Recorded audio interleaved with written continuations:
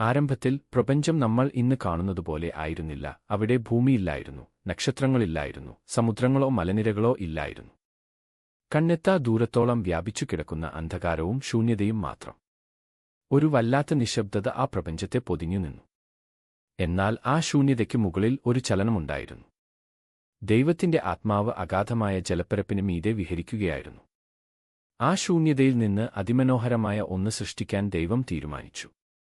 ദൈവം തന്റെ വചനം പുറപ്പെടുവിച്ചു, വെളിച്ചം ഉണ്ടാകട്ടെ. പെട്ടെന്ന് ആ അന്ധകാരത്തെ കീറിമുറിച്ചുകൊണ്ട് അതിശക്തമായ ഒരു പ്രകാശം പ്രപഞ്ചത്തിലാകെ പരന്നു. ആ വെളിച്ചം ശുഭ്രമായിരുന്നു, അത് നന്മയായിരുന്നു. ദൈവം ആ വെളിച്ചത്തെ കണ്ട് പ്രസാദിച്ചു. അവൻ പകലിനെ വെളിച്ചമെന്നും ഇരുട്ടിനെ രാത്രിയെന്നും വിളിച്ചു. സന്ധ്യയായി, പ്രഭാതമായി. അതായിരുന്നു ലോകചരിത്രത്തിലെ ഒന്നാം ദിവസം. രണ്ടാം ദിവസം ദൈവം വിശാലമായ ആകാശത്തെ സൃഷ്ടിച്ചു. ഭൂമിക്ക് മുകളിലുള്ള ജലത്തെയും താഴെയുള്ള ജലത്തെയും തമ്മിൽ വേർതിരിച്ചുകൊണ്ട് നീലിമയാർന്ന ആകാശം രൂപപ്പെട്ടു. പ്രപഞ്ചത്തിന്റെ വിസ്തൃതി അവിടെ തെളിഞ്ഞു. മൂന്നാം ദിവസം ദൈവം മറ്റൊരു അത്ഭുതം പ്രവർത്തിച്ചു. അന്ന് ലോകം മുഴുവൻ വെള്ളത്താൽ മൂടപ്പെട്ടിരിക്കുകയായിരുന്നു. ദൈവം കൽപ്പിച്ചു, ആകാശത്തിന് താഴെയുള്ള വെള്ളമെല്ലാം ഒരിടത്ത് ഒത്തുചേരട്ടെ, ഉണങ്ങിയ നിലം പ്രത്യക്ഷപ്പെടട്ടെ. അങ്ങനെ വമ്പൻ സമുദ്രങ്ങൾ പിന്മാറുകയും പർവ്വതങ്ങളും താഴ്വരകളും സമതലങ്ങളും ഉണങ്ങിയ നിലമായി പ്രത്യക്ഷപ്പെടുകയും ചെയ്തു. ദൈവം ഉണങ്ങിയ നിലത്തെ ഭൂമി എന്നും ജലസഞ്ചയത്തെ കടൽ എന്നും വിളിച്ചു. എന്നാൽ ഭൂമി അപ്പോഴും വെറും മണ്ണായിരുന്നു. ദൈവം വീണ്ടും അരുളിച്ചെയ്തു, ഭൂമിയിൽ പുല്ലും സസ്യങ്ങളും ഫലവൃക്ഷങ്ങളും മുളച്ചു വരട്ടെ. നിമിഷനേരം കൊണ്ട് ഭൂമി പച്ചപ്പട്ടണിഞ്ഞു. വർണ്ണാഭമായ പൂക്കൾ വിടർന്നു, മധുരമുള്ള പഴങ്ങൾ നിറഞ്ഞ വൃക്ഷങ്ങൾ വളർന്നു. മരുഭൂമികൾ വനങ്ങളായി മാറി. പ്രകൃതി അതിന്റെ പൂർണ്ണശോഭയിൽ പ്രശോഭിച്ചു. നാലാം ദിവസം ദൈവം ആകാശത്തെ അലങ്കരിക്കാൻ തീരുമാനിച്ചു. പകൽ സമയത്ത് ഭൂമിക്ക് ചൂടും വെളിച്ചവും നൽകാൻ സൂര്യനെയും, രാത്രിയിൽ മനോഹരമായ വെള്ളിപ്രകാശം ചൊരിയാൻ ചന്ദ്രനെയും ദൈവം സൃഷ്ടിച്ചു.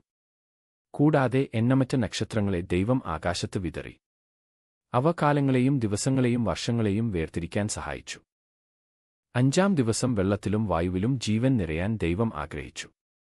സമുദ്രത്തിന്റെ ആഴങ്ങളിൽ വലിയ തിമിംഗലങ്ങളും അനേകായിരം മത്സ്യങ്ങളും നീന്തിത്തുടിച്ചു.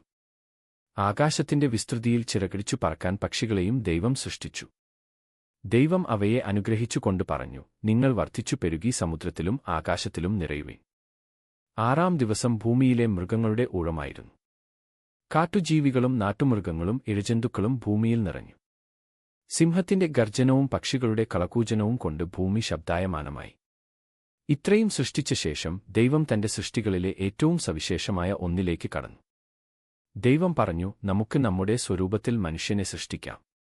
ദൈവം നിലത്തെ പൊടി എടുത്ത് ഒരു രൂപമുണ്ടാക്കി. അത് സകല സൃഷ്ടികളിലും വെച്ച് മനോഹരമായിരുന്നു. ദൈവം അവന്റെ മൂക്കിൽ ജീവശ്വാസം ഊതി. അപ്പോൾ ആ മൺരൂപം ജീവനുള്ള മനുഷ്യനായി മാറി. അവനായിരുന്നു ആദാം.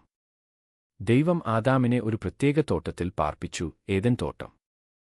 അവിടെ അവന് ഭക്ഷിക്കാൻ എല്ലാമുണ്ടായിരുന്നു, മൃഗങ്ങളെല്ലാം അവന്റെ സുഹൃത്തുക്കളായിരുന്നു.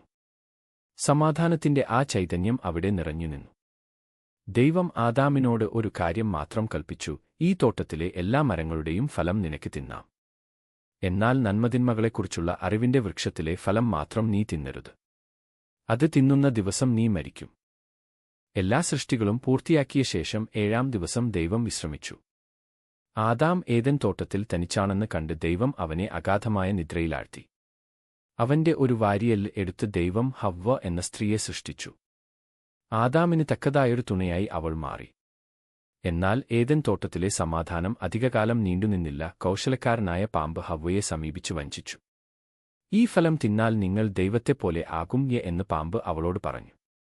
ദൈവകൽപ്പന ലംഘിച്ച് ഹവ്വ ആ ഫലം തിന്നുകയും ആദാമിന് നൽകുകയും ചെയ്തു. ആ നിമിഷം അവരുടെ കണ്ണുകൾ തുറന്നു. തങ്ങൾ നഗ്നരാണെന്ന തിരിച്ചറിവ് അവരിൽ ഭയവും ലജ്ജയും ഉണ്ടാക്കി. സന്ധ്യാസമയത്ത് ദൈവം വിളിച്ചപ്പോൾ അവർ ഭയന്ന് മരങ്ങൾക്കിടയിൽ ഒളിച്ചു.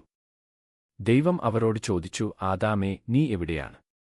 ഞാൻ തിന്നരുത് എന്ന് പറഞ്ഞ ഫലം നീ തിന്നോ? ആദാം ഹവ്വയെ കുറ്റപ്പെടുത്തി, ഹവ്വ പാമ്പിനെയും. പാപം കാരണം മനുഷ്യനും ദൈവവും തമ്മിലുള്ള ബന്ധം വേർപെട്ടു.